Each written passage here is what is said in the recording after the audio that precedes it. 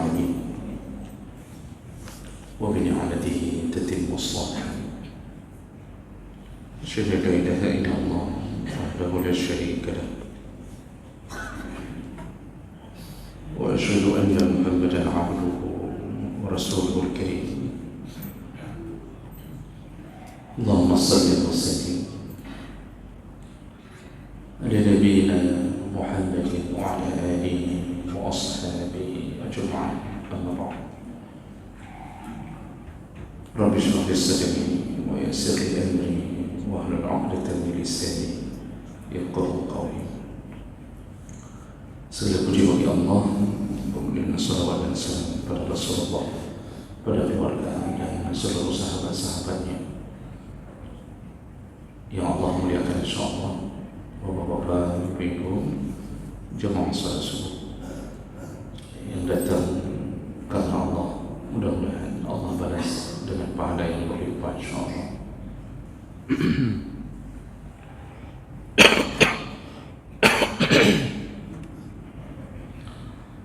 Kita akan sambung pembahasan kita tentang tanda-tanda akan datangnya kiamat.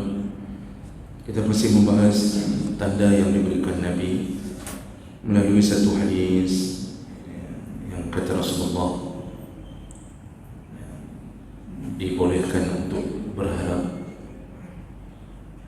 semoga kematian dipercepat oleh Allah sebelum datangnya perkara yang 6. Dan apabila datang 6 perkara ini, itu menjadi fitnah. Makanya Nabi mengatakan tidak mengapa seseorang berharap agar tidak berjumpa dengan 6 perkara ini.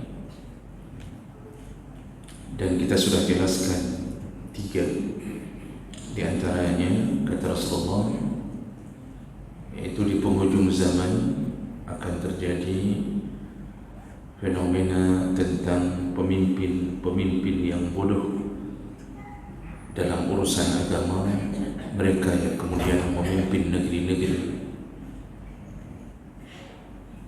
dan itu menyebabkan kehancuran agama di dalam negeri-negeri tersebut.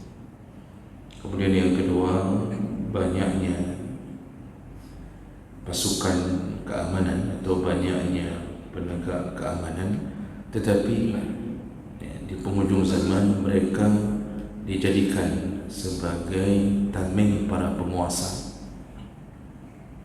Banyak, tetapi sebagian besar mereka dijadikan atau dipaksakan untuk menjadi pembela kekuasaan agar penguasa bisa melakukan kekuasaannya dengan semena-mena.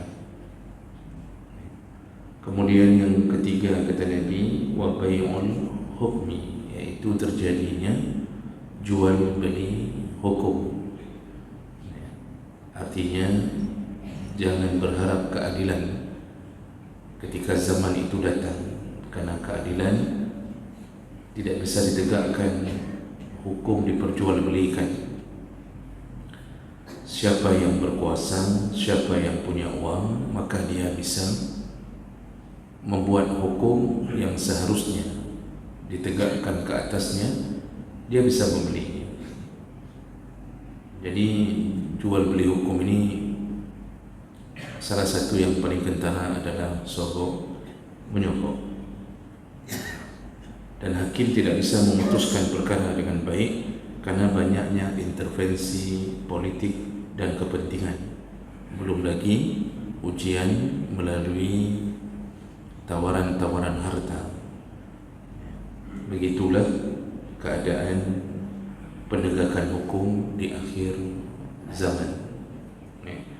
Nah, ini adalah perkara yang terjadi dan kita sudah merasakannya.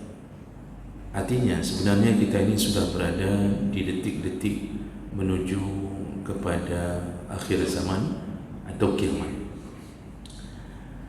Nabi sambung yang keempat, yang akan terjadi berikutnya, kata Rasulullah, adalah istighfaf ad-dam, yaitu terjadinya peremehan atau meremehkan nyawa manusia atau darah manusia.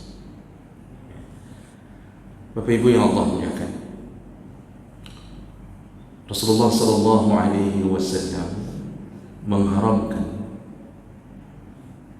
bagi seorang mukmin untuk membunuh mukmin yang lain.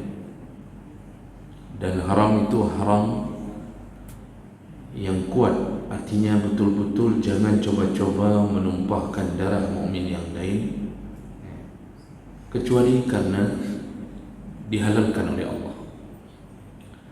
Kapan darah mukmin yang lain dihalalkan oleh Allah? Yaitu apabila dia melakukan pembunuhan, maka halallah darahnya dengan cara dibunuh kembali atau qisas.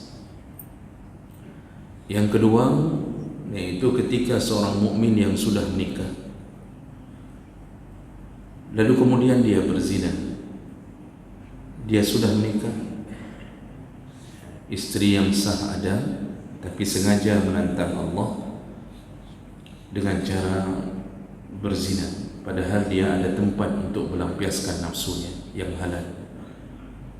Di situ dihalalkan darahnya dengan cara dirajam, ditanam setengah badan, kemudian disuruh lempar dengan batu, wajib mati, dan tidak boleh melempar dengan batu yang sekaligus mematikan.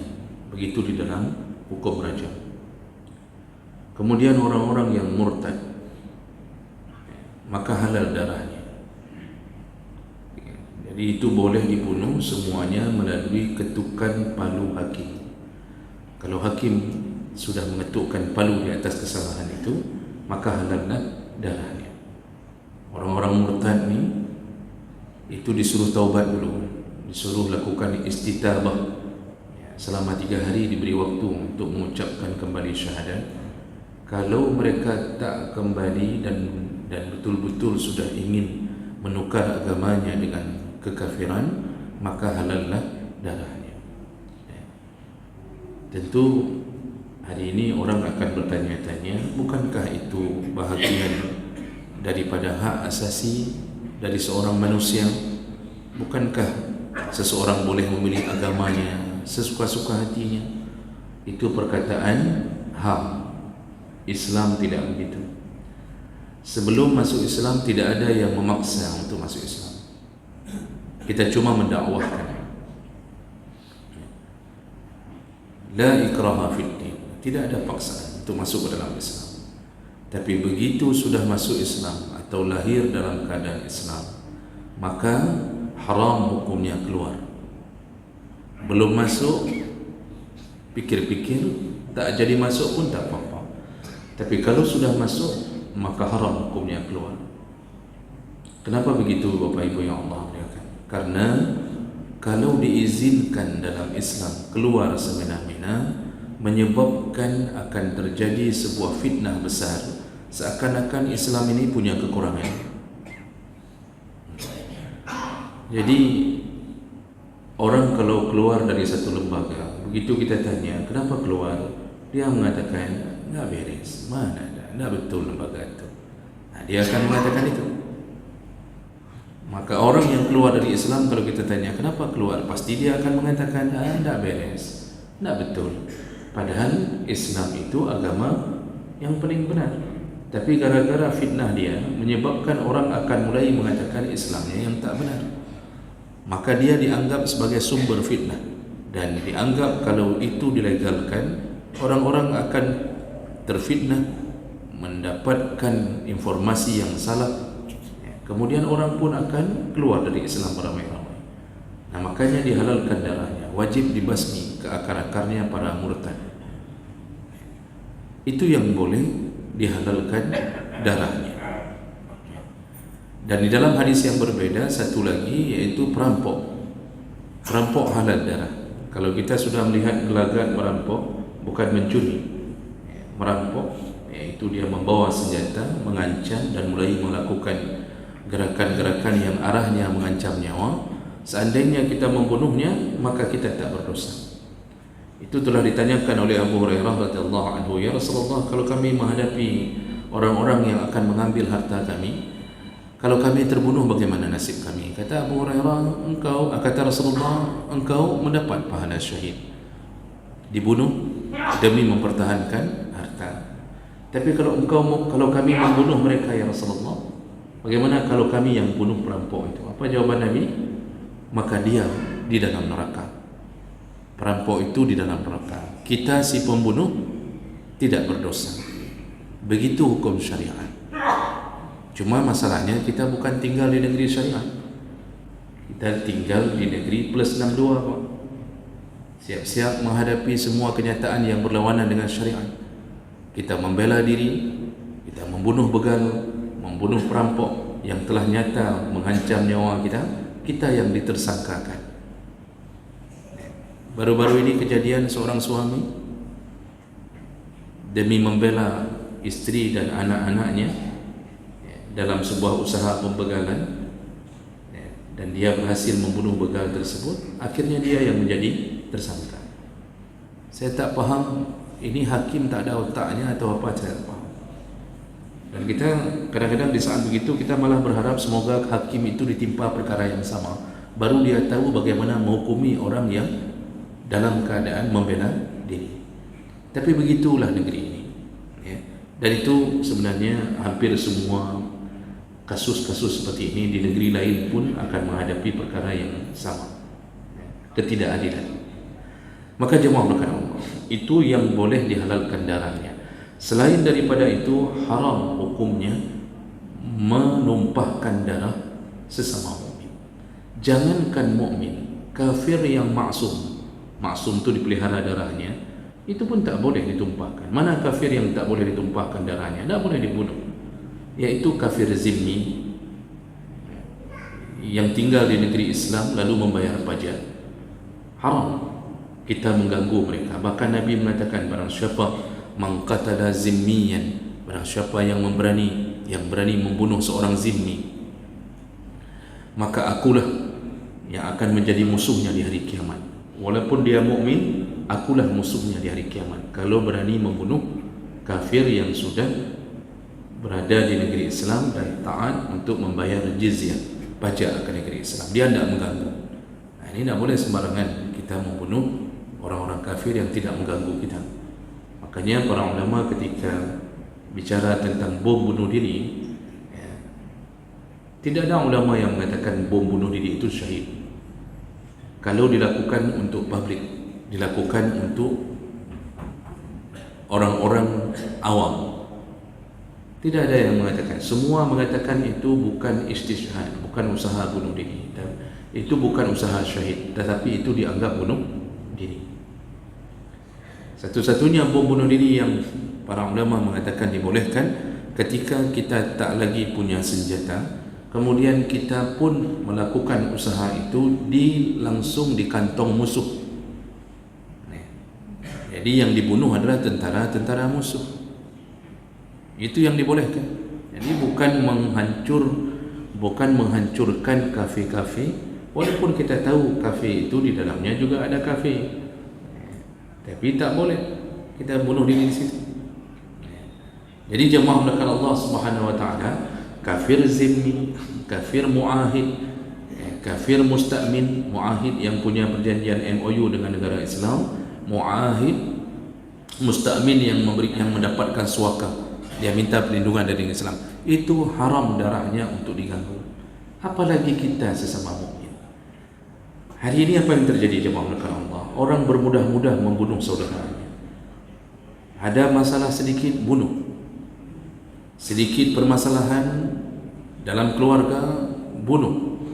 Suami isteri ribut, bunuh. Sesama teman punya sedikit perkara yang menyakit atau menyinggung di hati, langsung bunuh. Maka hari ini berita tak luput daripada pembunuhan setiap hari. Kita remehkan. Para penguasa pun kalau menghadapi orang-orang yang mencoba mengkritik kekuasaannya, mencoba memberontak dengan cara berdemo dan segala macam, maka dianggap sebagai musuh negara dan kemudian mereka membunuhnya.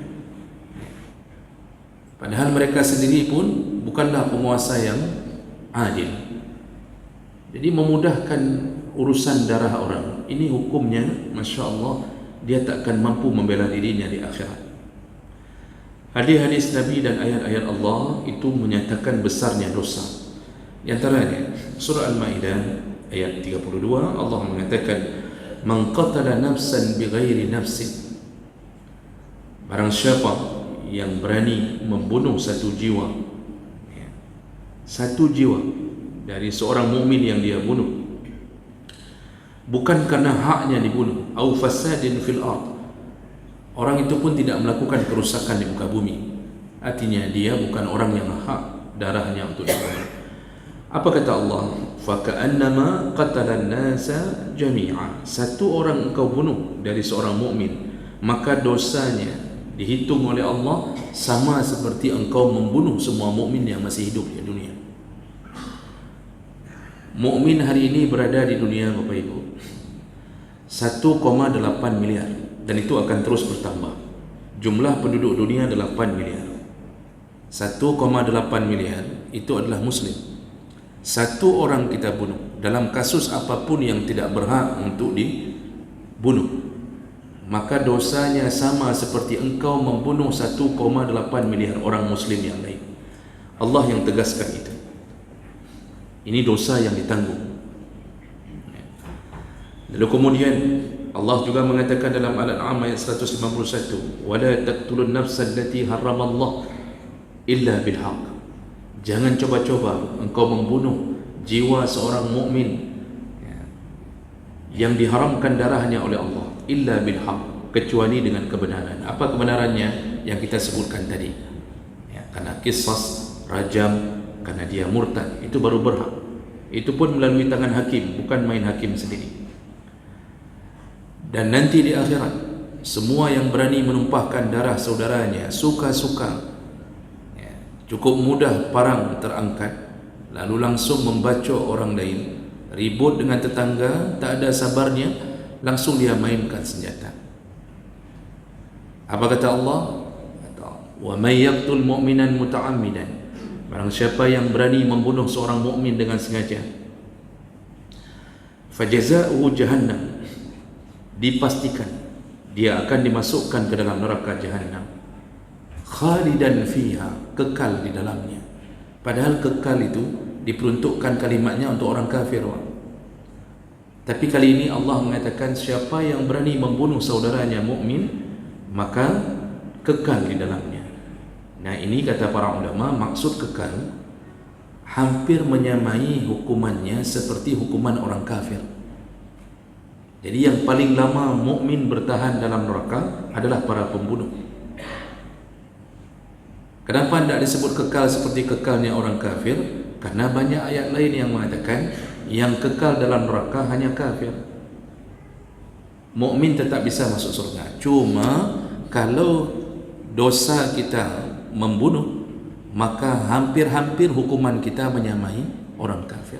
Sedangkan hukuman di akhirat, satu hari dimasukkan ke neraka sama seperti 1000 tahun yang engkau hitung. Ka'alfi sanatim mimma ta'udun. Satu hari sama seperti 1000 tahun yang engkau hitung. Bagaimana kalau kita seandainya divonis 10.000 hari, kali saja 1000, begitu dahsyatnya siksa, tapi kita tak bisa keluar. Apa salah kita? Kita telah membunuh jiwa yang tidak dibolehkan untuk dibunuh. Ini ayat-ayat yang menyatakan tentang bahayanya meremehkan darah manusia. Lalu kemudian Nabi SAW mengatakan, "Awwalu ma yuqda bainan nas fid dima." Urusan di yaumil hisab, yang pertama sekali dari urusan kejahatan yang akan diproses Allah adalah darah. Urusan menumpahkan darah. Dalam hadis riwayat Bukhari Muslim. Lalu kemudian Rasulullah mengatakan juga dalam hadis riwayat Tirmizi dan Nasa'i, "Li zawalid dunya, la zawalud dunya ahwanu 'ala Allah min qatli rajulin muslim." Dunia ini hancur lebur di sisi Allah masih lebih baik daripada terbunuhnya seorang mukmin yang tidak berhak. Bayangkan jemaahkan Allah mengatakan tidak ada harga dunia bagi Allah. Kalau dunia dihancurkan, masih lebih baik hancur dunia daripada satu mukmin yang menyebut nama Allah terbunuh. Jadi satu dosa pembunuhan itu dibandingkan dengan satu dunia, artinya tidak ada harga bagi Allah kalau dunia hancur. Tapi kalau seorang hambanya yang menyembahnya, menyebut namanya, bertauhid kepadanya, mengakui Muhammad sebagai nabinya, dia terbunuh tanpa sebab, di sisi Allah lebih bagus hancur dunia daripada orang itu yang terbunuh. Maka kalau begitu kita tahu si pembunuh akan berhadapan dengan backingnya para mukmin. Siapa dia? Yaitu Allah Subhanahu wa taala. Kalau Allah sudah marah, tidak ada siksa yang lebih hebat daripada siksa Allah Subhanahu wa taala. Dan yang terakhir, Rasulullah telah mengatakan dengan pasti, man qatala mu'ahidan lam yarih ra'ihatal jannah. Barang siapa yang membunuh kafir mu'ahid tidak akan pernah mencium bau surga. Hadis riwayat Bukhari. Mu'ahid saja kita bunuh. Mu'ahid tadi yang kafir yang tinggal, yang punya perjanjian MOU dengan negeri muslim untuk tidak saling menyerang. Tapi kemudian ada seorang mukmin yang sengaja membunuhnya, padahal kita punya perjanjian dengan mereka. Mu'ahid saja kalau dibunuh dalam keadaan dia bukan kafir harbi, bukan memerangi kita, kita bunuh, haram surga. Apalagi yang kita bunuh adalah mukmin. Maka jemaah melakukan Allah, salah satu tanda kiamat istighfar ad-dam, yaitu mudahnya orang menumpahkan darah orang lain. Di sinilah kita perlu kekuatan untuk bersabar. Kita perlu kekuatan untuk tidak terlalu jauh melangkah. Oleh kerana itu, kenapa kita dilarang untuk membawa senjata, memegang, menakut-nakuti Muslim? Karena syaitan ketika kita sudah mulai memegang senjata, maka dia akan membisikkan sesuatu yang tidak kita duga sebelumnya. Kalau syaitan yang mengatakan tembak, maka yang kita tidak ada rencana untuk menembak, lalu kita mulai menembak.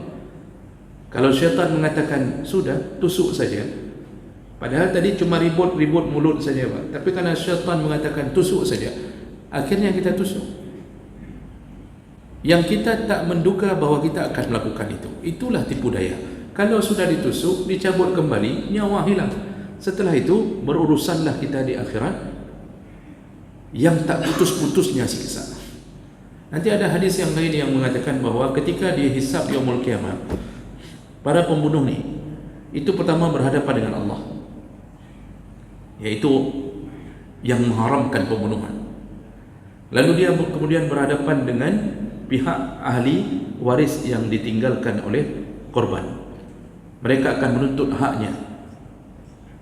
Anak yatim akan mengatakan bahawa engkau telah membuat kami menjadi yatim.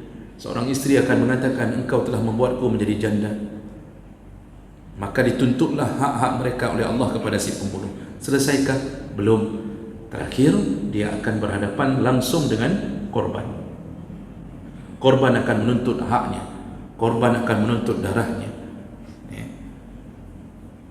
Ini yang perlu difikir ulang berkali-kali. Jangan sampai kita menggerakkan tangan untuk membunuh.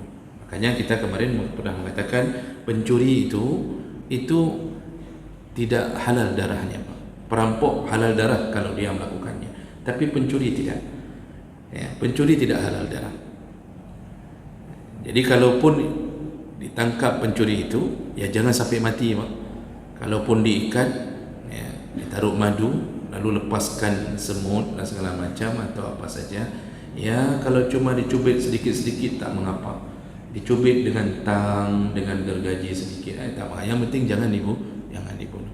Karena dia bukan golongan yang halal darahnya. Maka jemaah berhati-hatilah untuk tidak melukai orang lain selama kita hidup di dunia. Mudah-mudahan Allah jaga kita dari perkara besar ini, dan inilah yang membuktikan kita telah berada di ujung zaman. Semoga Allah kumpulkan kita kembali di dalam surganya. Amin ya rabbal alamin. Subhanakallahumma bihamdik, asyhadu an la ilaha illa anta, astaghfiruka wa atubu ilaik. Wassalamualaikum warahmatullahi wabarakatuh.